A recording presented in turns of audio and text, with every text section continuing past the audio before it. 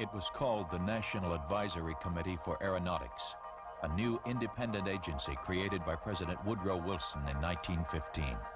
Its job, make the United States a world leader in the field of aeronautics. In less than 3 decades, these early pioneers in aviation and those who followed would be called upon to think through problems a million miles away and do it with boldness and vision. By the mid-1950s, NACA had modern wind tunnels and was moving into the area of rocket and satellite research.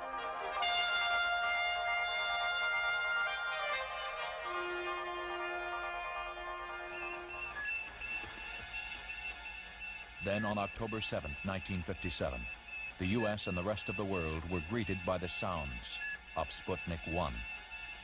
The Soviet Union had placed the first artificial satellite into orbit. It would not be until early the following year that America's satellite, Explorer 1, successfully orbited the Earth and discovered a dense belt of radiation surrounding our planet. Who would have believed at this early stage that we would one day move out from the thin ribbon of Earth's atmosphere to the very edge of our solar system and beyond?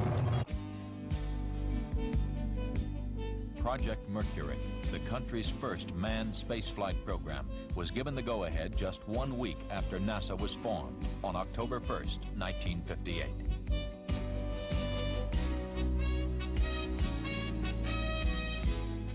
Seven test pilots were selected to become astronauts. Donald K. Deke Slayton, Alan B. Shepard,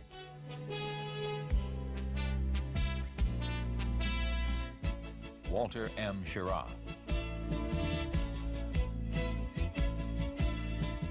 Virgil I. Gus Grissom, John H. Glenn, Jr., Leroy Gordon Cooper, and Malcolm Scott Carpenter. The 7 new astronauts spent months and months undergoing rigorous testing and training.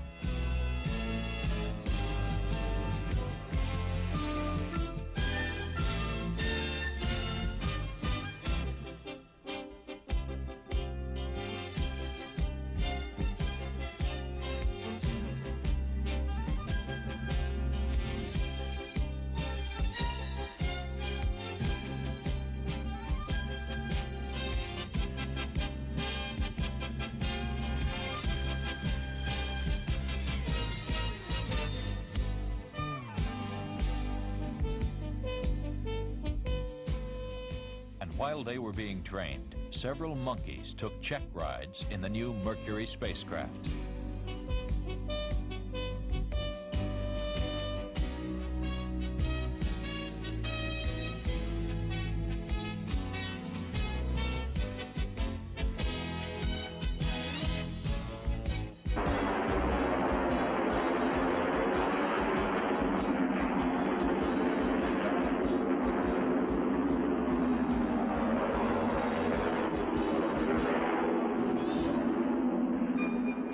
Meanwhile, the orbiting of unmanned satellites became more and more commonplace. And weather watchers like Tyros found a permanent place in our daily lives by improving weather forecasting capabilities.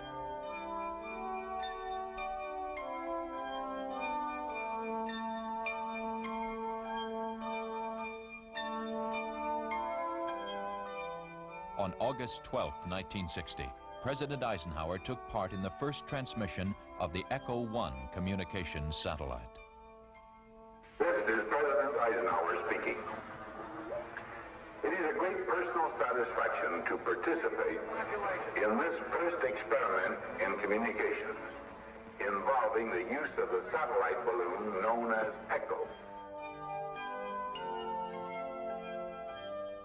On May 5th, 1961, astronaut Alan B. Shepard made America's first suborbital flight. Project Mercury was underway. 2, 1, 0. All right, lift off and the clock has started. Yes, sir, reading you loud and clear. The This is Freedom 7. The fuel is go. 1.2 G. Cabin at 14 psi. Oxygen is go. Cabin pressure is holding at 5.5.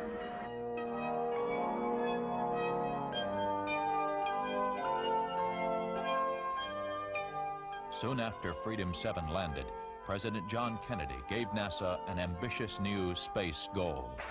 We choose to go to the moon in this decade and do the other things, not because they are easy, but because they are hard. Because that goal will serve to organize and measure the best of our energies and skills. Because that challenge is one that we're willing to accept, one we are unwilling to postpone, and one we intend to win, and the others too.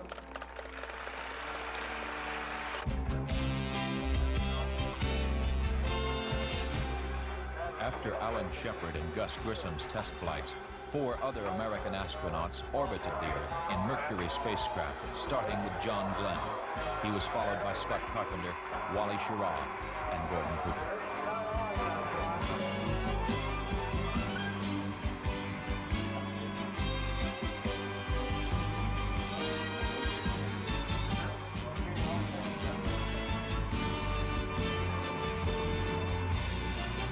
Breaking ground level right. You are go. Order systems, go. Range operations. Mercury capsule, go. All pre-start panel lights are correct. The ready light is on. Eject Mercury umbilical. Oil evacuate. Mercury umbilical clear. Mercury is out. Lights on. All recorders to fast. T-minus 18 seconds and counting engine start. May the we will be with you, Thomas. 8, 7.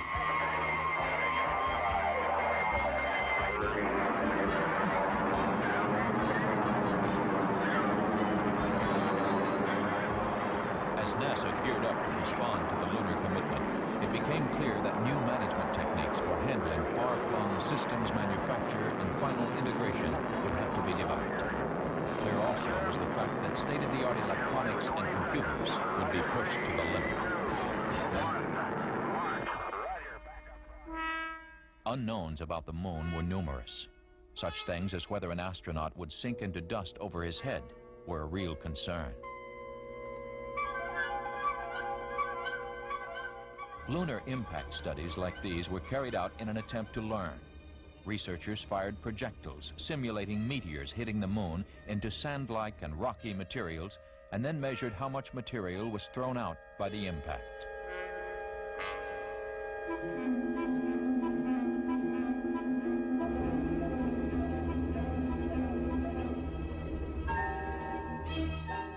This animation shows how scientists believed the huge crater Tycho was formed on the moon, a crater 54 miles wide.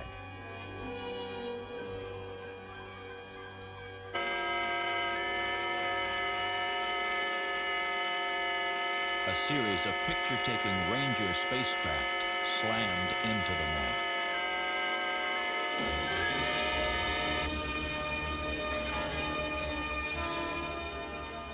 Then, 5 lunar orbiters photographed over 90% of the moon's surface, including the never-before-seen backside. We saw a glimpse, too, of our own planet from lunar distance. But most important of all, it made possible the selection of landing sites.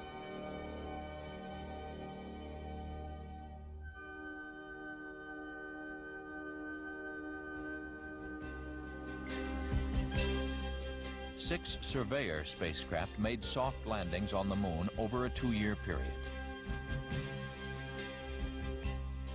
A robot arm dug a trench. Lunar soil was like wet sand. Men and equipment could safely land there.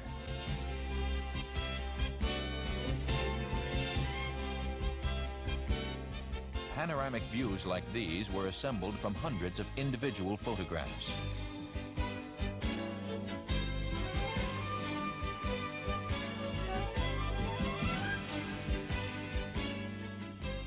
Communications via satellite exploded into a whole new industry.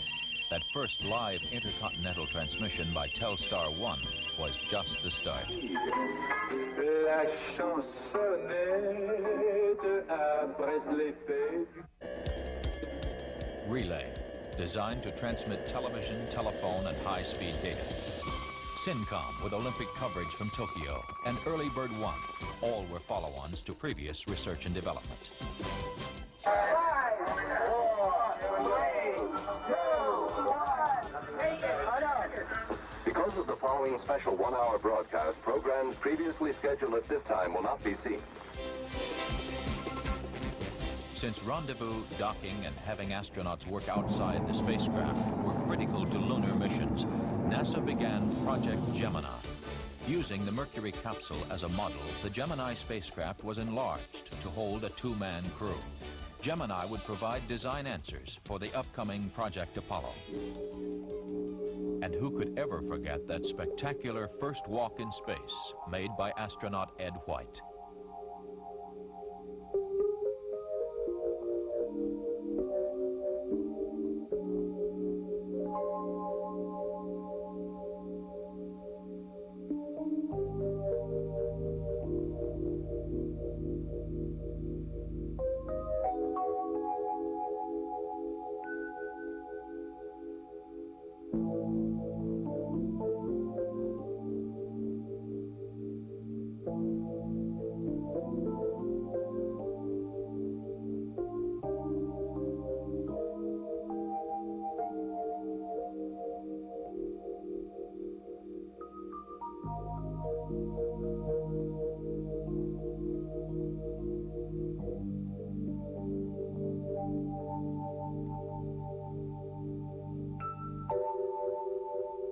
Ten times pairs of astronauts flew into orbit, walking in space, rendezvousing and docking.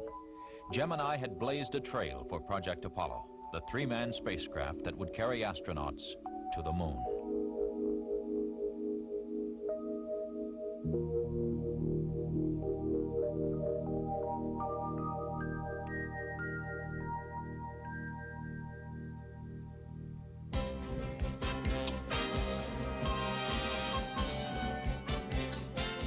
More than 8 years were poured into designing, building, testing, and preparing astronauts, rockets, and spacecraft for the first lunar landing. Here's a visual look back at some of that preparation.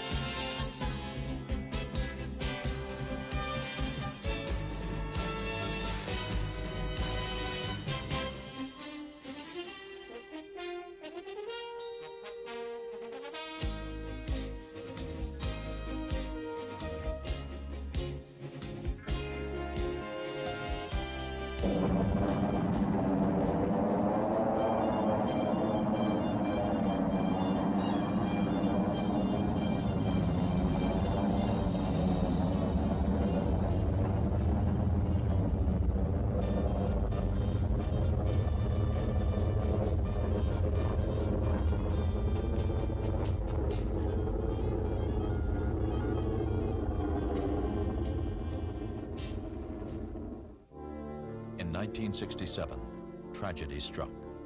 The nation mourned the loss of the crew that would have flown the Apollo spacecraft on its maiden voyage. Astronauts Gus Grissom, Ed White, and Roger Chaffee died in a flash fire as they were conducting pre-flight tests on the launch pad. The manned flight schedule was delayed 18 months as the command module underwent redesign.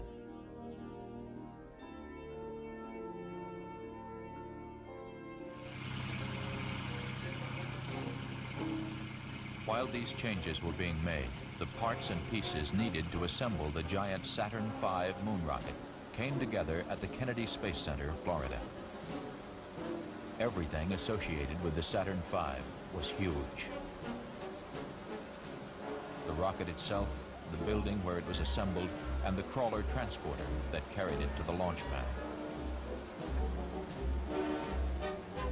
The fully loaded Apollo Saturn V was 363 feet tall, Its main engines alone generated 160 million horsepower, and its fuel pumps pushed fuel to the engines with the force of 30 diesel locomotives. As Saturn V lifted off Launch Complex 39 for the first time, it weighed more than 2,800 tons.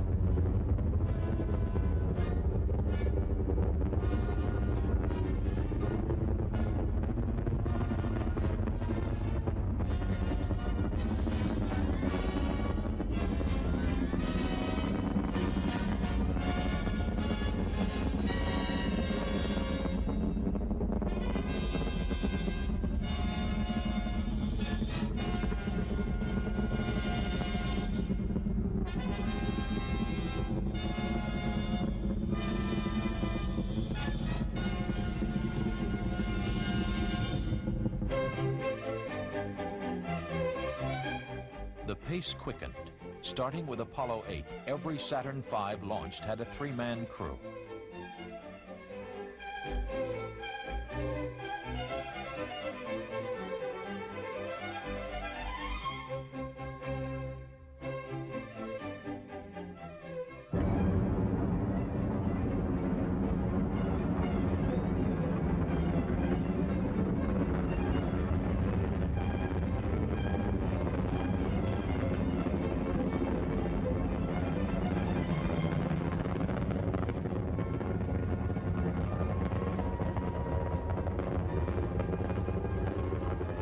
Two days before Christmas in 1968, astronauts Borman, Lovell, and Anders became the first humans to pass out of Earth's gravitational control and into that of another body in the solar system, the Moon.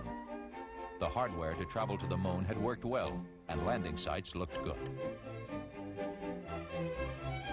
Our Earth seemed small and fragile, hanging in the vastness of space. This view of ourselves from lunar distance would change the way we think about Earth for all time. It raised profound questions, especially those associated with the Earth's finiteness and unlimited resources. The next two flights, Apollos 9 and 10, would continue dress rehearsals for the first lunar landing. All systems were indeed ready.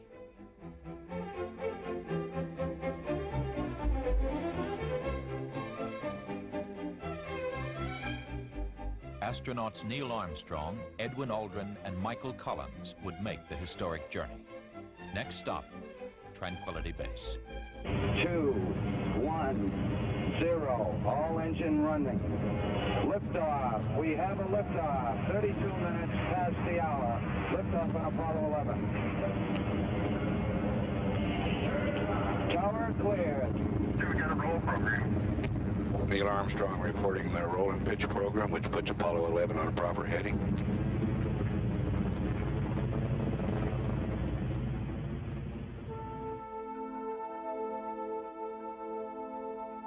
Houston, Apollo 11 is calling you on the high gain. How do you read, over?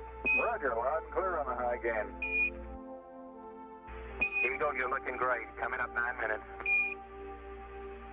We're now in the approach phase. Everything looking good. Altitude 4,200. Houston, you're go for landing, over. 40 feet down, 2.5. Picking up some dust. 30 feet, 2.5 down. Straight shadow. 4 forward. 4 forward, drift into the right level. 6, down a half. 30 seconds. Forward, just. Good. Okay.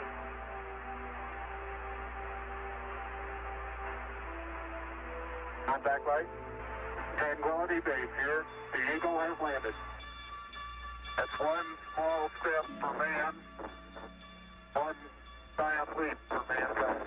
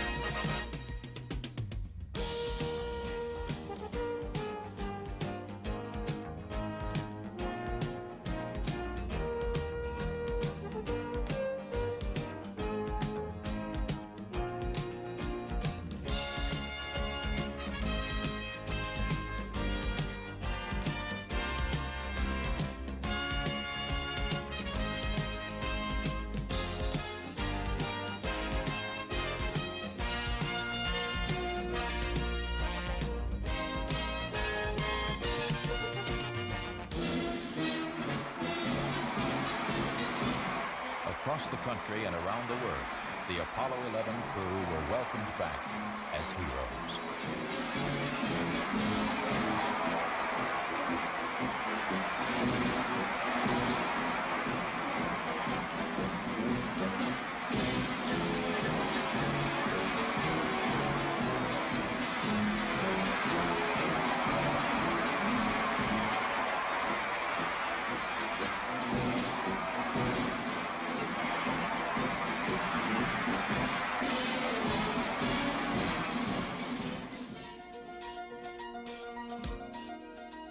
Meanwhile, more than 100 scientists from here and abroad began intensive studies of the lunar samples.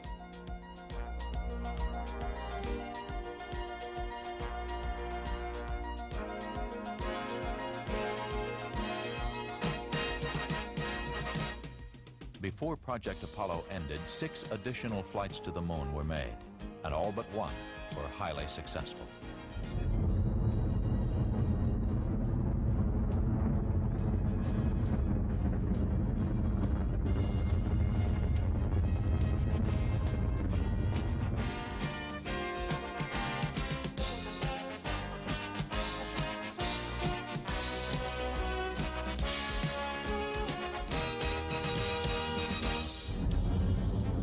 Skylab was the next manned spaceflight. Launched first was a 2-story orbital workshop.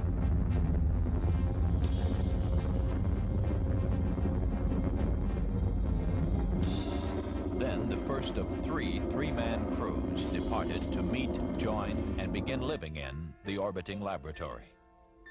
Those crews would stay 28, 59, and 84 days respectively. One of the major objectives was to find out if astronauts could physically withstand extended stays in space and continue to do useful work there. The answer was a resounding yes. Experiments in astronomy, Earth resources observations, materials processing,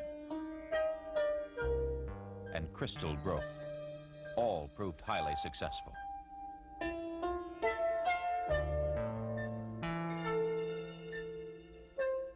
Then ASTP, Apollo-Soyuz Test Project, a joint endeavor between the Soviet Union and the United States. The mission called for a mutual docking and crew exchange to develop the necessary equipment for international space rescues.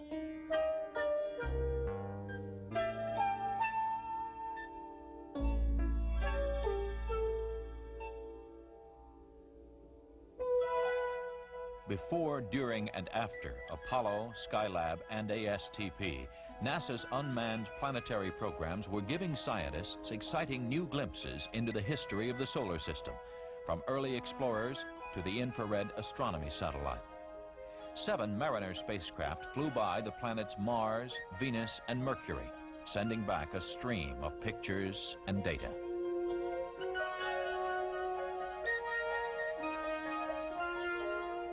10 Pioneer spacecraft did likewise, including Jupiter flybys and probes through the atmosphere of Venus.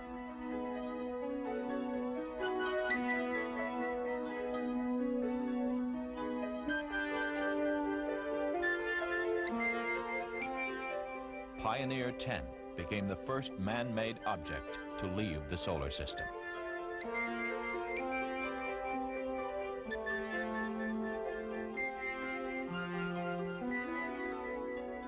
Atmosphere physics, astronomy, meteorology, and geodesy.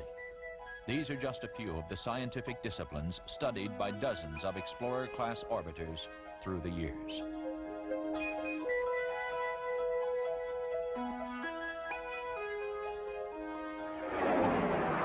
Hundreds of sounding rockets have probed the atmosphere above where balloons are effective, but below the area that satellites fly.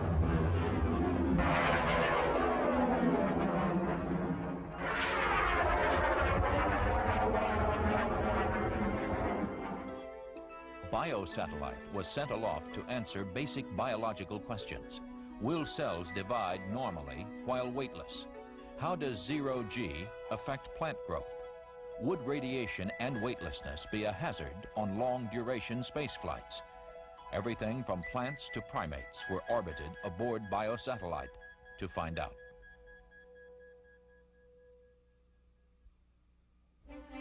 There were the OGOs, orbiting geophysical observatories that blossomed out like giant dragonflies in space.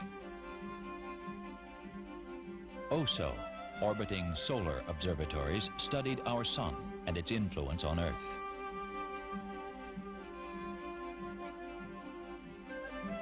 In the last 25 years, our orbiting astronomical observatories have radically changed our view of the universe. We now see a dynamic universe of quasars and black holes and other extraordinary objects, of cataclysmic forces causing the birth and death of stars, of billions of galaxies wheeling in the immensity of space. We looked back at planet Earth with Landsat remote sensing satellites. Crops, forests, pollution, all can be photographed in great detail to help us better manage our Earth's resources.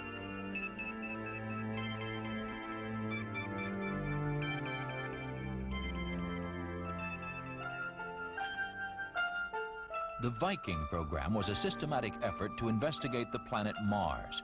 2 separately launched Viking spacecraft made up of a pair of orbiters that would photograph from above the planet, and twin landers built to descend to the Martian surface spent 11 months and 420 million miles traveling to the mysterious red planet. The lander's robot arm conducted chemical and biological tests on the soil in a search for life forms. Martian weather and seismic reports were also sent back routinely. Cameras began returning pictures, thousands of pictures.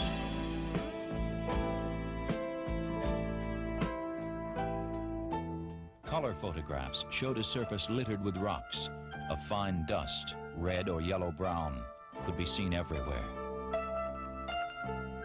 We even had a chance to view the 2 moons of Mars, Phobos and Deimos. Viking's complex science and technology were considered to be a triumph equal to the landings on the moon.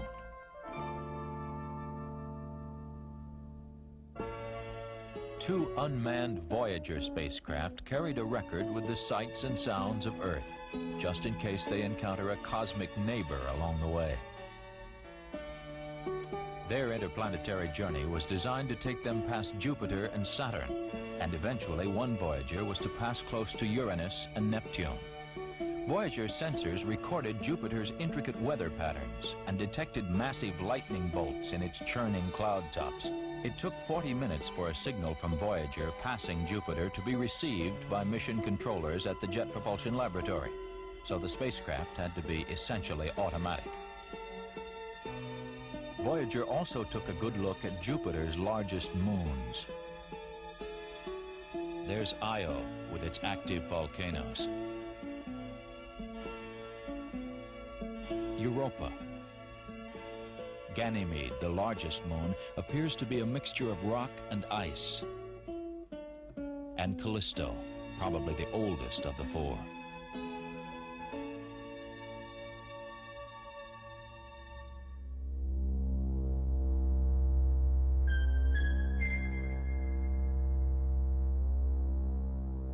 The Voyager's next assignment was to fly by Saturn and its moons.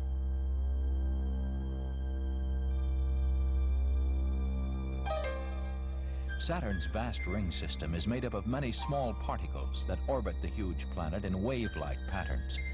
Its atmosphere is buffeted by a strong jet stream that blows eastward at 1,200 miles per hour.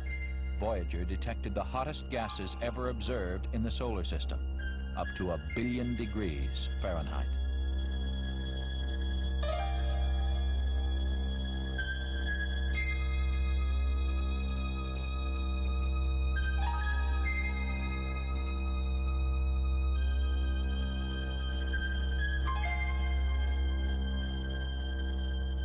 As of now, 2/3 of the planets in our solar system have been explored, and by the end of this decade, we will have explored most of the rest, including Uranus and Neptune.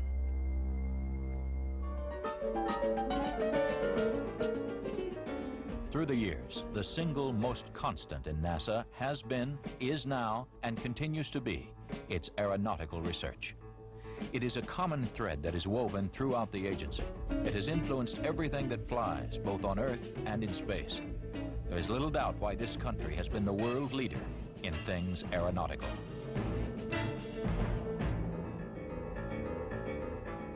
Here are some of the goals of the program. Make aircraft more energy efficient. Fly higher, faster, and farther on less fuel. Lower pollution. Systematic improvement of engine components. Reduce weight through use of light but very strong composite materials. Study problems associated with wake vortices, tornado-like patterns of air that trail off behind jet aircraft, causing problems for smaller planes following closely in their wake. Airplanes are America's leading industrial export, thanks to NASA's research and development programs.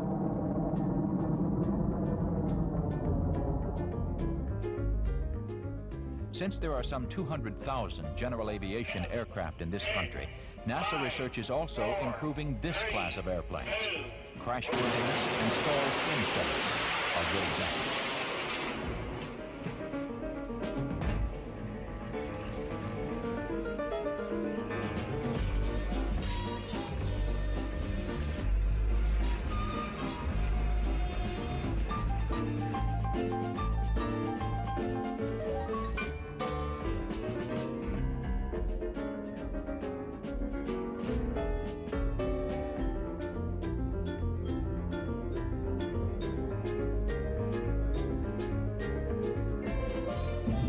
The problem of potentially crippling ice formation is also being worked on. The heart of this research is a unique refrigerated test tunnel capable of simulating the icing conditions an aircraft is likely to encounter. Once a test has been run, newly developed computer codes are used to evaluate the results.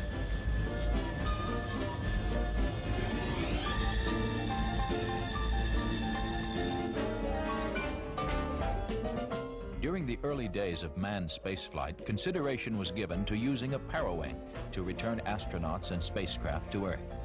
While this method was ultimately discarded, it did produce a rather interesting new sport.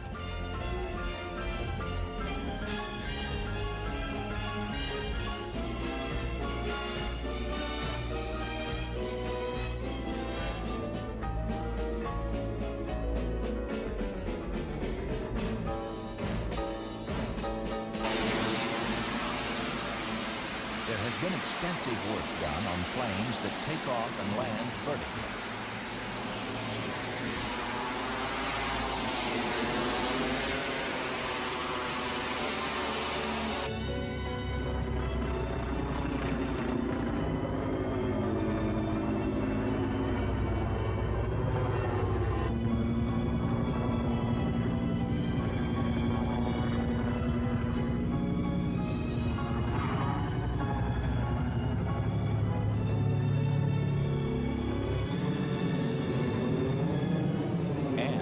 That need very short runways.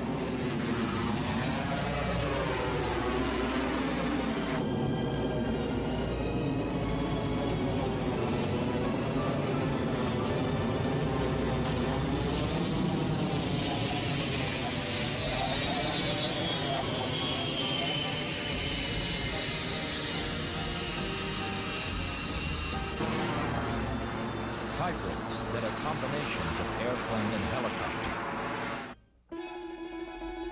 And oblique wing craft that reduce air drag by pivoting the wing at various angles to the plane's fuselage.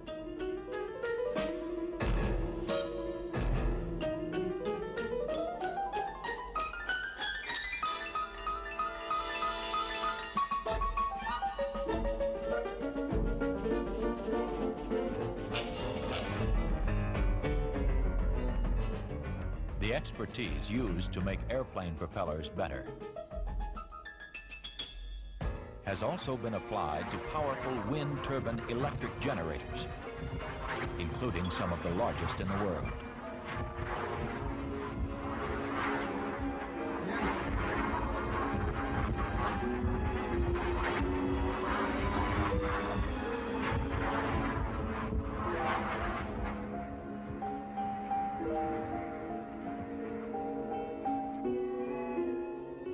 NASA's aeronautical research was the seed from which the space program would grow.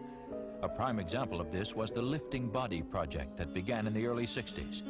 The combination of wind tunnel tests and actual flights led to the design of the reusable space shuttle.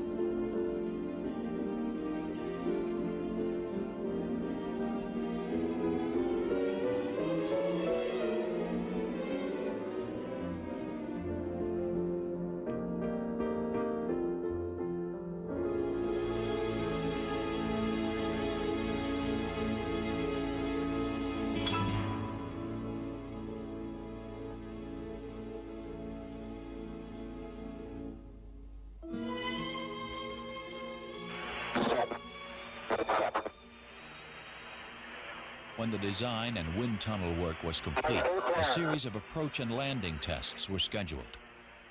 Since the orbiter has no power for landing, its ability to land easily with only one try was critical. Gears coming. Static gear coming. Gears down. 30 feet. 20 feet.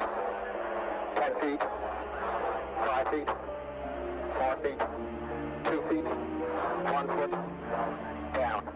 The Enterprise's near-perfect landings gave final proof that the shuttle orbiter was a flyable, landable craft.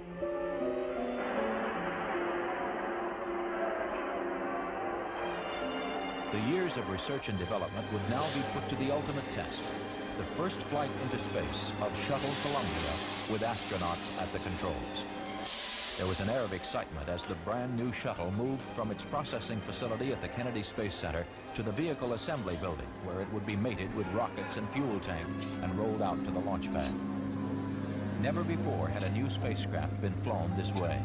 Previous Mercury, Gemini, and Apollos were man-rated in advance, meaning that unmanned flights were flown before putting an astronaut crew on board. Despite nagging problems with engines and protective tiles, there was a quiet optimism. Longtime space workers knew from past experience with the lunar landing program that design and engineering problems do get worked out. After one false start, astronauts John Young and Robert Crippen headed for the launch pad.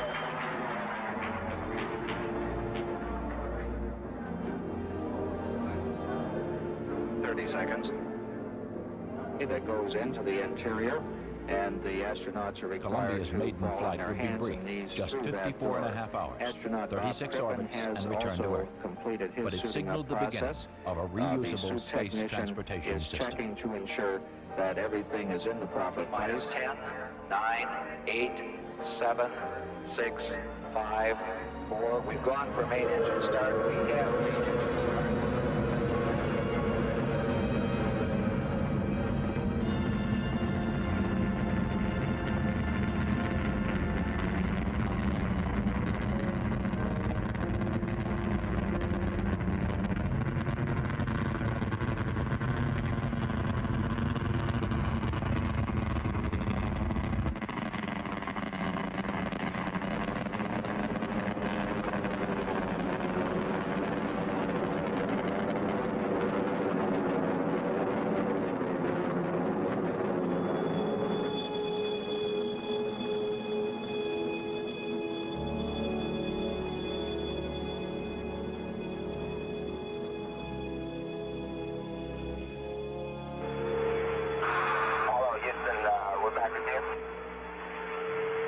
Roger, Columbia. You've got your normal Capcom back now. Okay. The only bad part about it, Joe, is we're going to have to come down.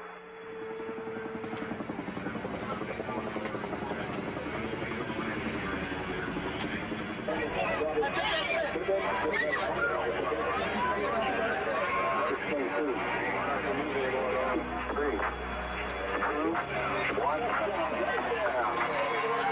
5, 4, 3, down. Look at the sand! Look at the sand!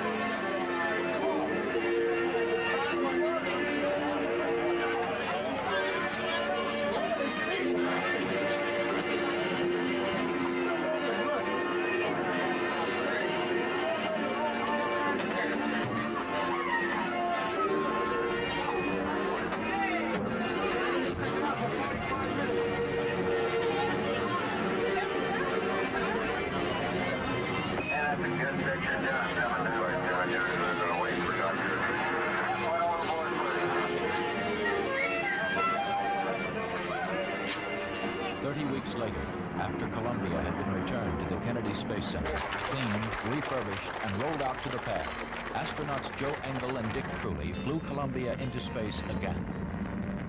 While an imaging radar system mapped distant Earth, the crew made a critical test of a Canadian-developed mechanical arm that would later place payloads into and out of orbit. Okay, we copy. Thank you.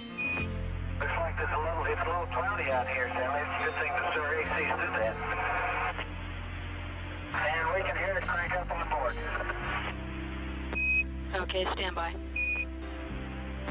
Okay, we see fan A on, and we'd like you to take Bravo.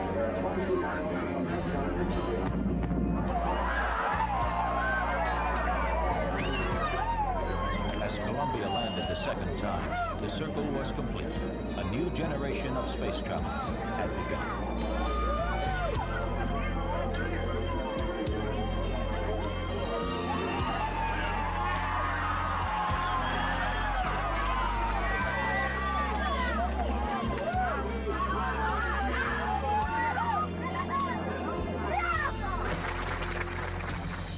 When Space Shuttle 3 left the launch pad, it carried an experiment prepared by 18-year-old Todd Nelson of Rose Creek, Minnesota.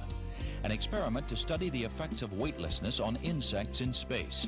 It's called the Shuttle Student Involvement Project and includes NASA, the National Science Teachers Association, and industry sponsors who help transform winning proposals into flight experiments. Since this first flight, young people in high schools around the country have developed and flown a variety of experiments, ranging from medical projects to the study of zero gravity on an ant colony. They are setting an example for others who may be encouraged to pursue careers in science and engineering, something that ultimately can be translated into technological leadership for the U.S. 12 weeks passed. Then, astronauts Ken Mattingly and Henry Hartsfield piloted Columbia on its fourth and final test flight. The spacecraft's performance made it possible to certify the Space Transportation System a fully operational carrier. As they landed on July 4th, the crew was greeted by President and Mrs. Reagan.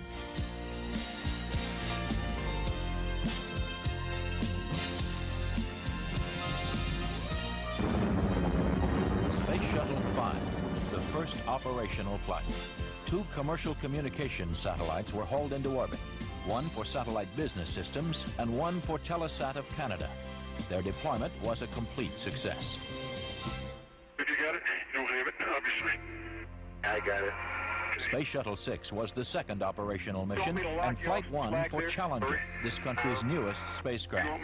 After launching a 5,000-pound tracking and data relay satellite from the payload bay, mission specialist astronauts Story Musgrave and Donald Peterson became the first Americans in 9 years to walk in space. Practice needed for satellite repair work. I'm doing for my massive article, rotate around and get it on the right side. Yeah. Big caddy up here where it says tape on the left-hand door. Yeah. Mission 7 carried a crew of 5 into space, including America's first woman astronaut, Sally Ride. For main engine start, main engine start, and ignition, and liftoff. Liftoff of STS-7 and America's first woman astronaut. And the shuttle has cleared the tower.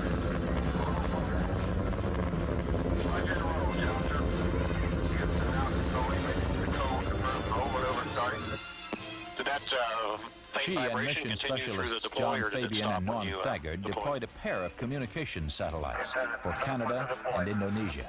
Hey, that colors look good. Roger that, looks great.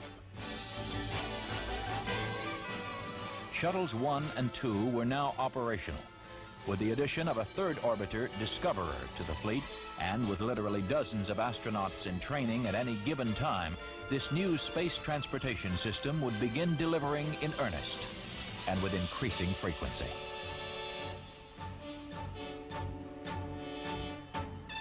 Opening a new era in science is Spacelab, where scientists from around the world work together in a unique international research center aboard NASA's Space Shuttle.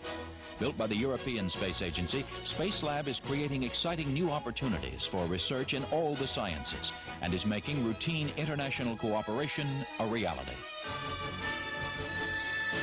Looking farther ahead, there's the space telescope that will expand our vision almost to the edge of the universe. The shuttle gives the United States an unrivaled tool for the practical use of space. Historically, the space program has proceeded in a building block fashion, and toward that end, NASA has begun looking at the next logical step, a possible future space station, a permanent presence in space. The station would serve as a scientific and technological laboratory, as well as an operations base from which satellites could be serviced and large structures assembled. One of the highest priorities is to develop a clear understanding of a station's proper role in the total space program, so that if and when it is proposed for development, the station will be a truly significant national asset, one that would ensure continued American preeminence in space. The space program in general and the shuttle program in particular have gone a long way to help our country recapture its spirit of vitality and confidence. The pioneer spirit still flourishes in America. In the future, as in the past, our freedom, independence, and national well-being will be tied to new achievements, new discoveries, and pushing back new frontiers. We must look aggressively to the future by demonstrating the potential of the shuttle and establishing a more permanent presence in space. The 25th anniversary of NASA. To a casual observer, NASA is identified by launch vehicles and spacecraft and airplanes and wind tunnels. But it is the people behind it all who are really important. It's the people who think and dream and work to make these things possible. That is the true measure of NASA's strength and its successes. And it is to the next generation of space pioneers, the youth of the world, that this program is dedicated.